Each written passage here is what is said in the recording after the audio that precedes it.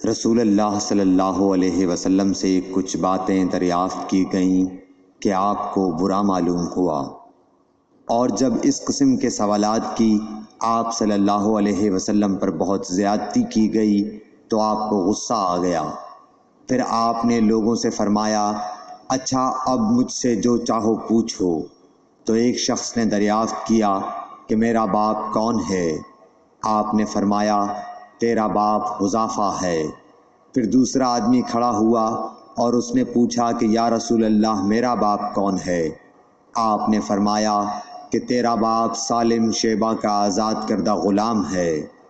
آخر حضرت عمر رضی اللہ تعالی عنہ نے آپ کے چہرہ مبارک کا حال دیکھا تو عرض کیا، یا رسول اللہ ہم ان باتوں کے دریافت کرنے سے جو آپ کو ناگوار ہوں اللہ تعالی سے توبہ کرتے ہیں۔ رسول اللہ صلی اللہ علیہ وسلم نے فرمایا کہ 3 شخص ہیں جن کے لیے دگنا اجر ہے۔ ایک وہ جو اہل کتاب سے ہو اور اپنے نبی پر اور محمد صلی اللہ علیہ وسلم پر ایمان لائے۔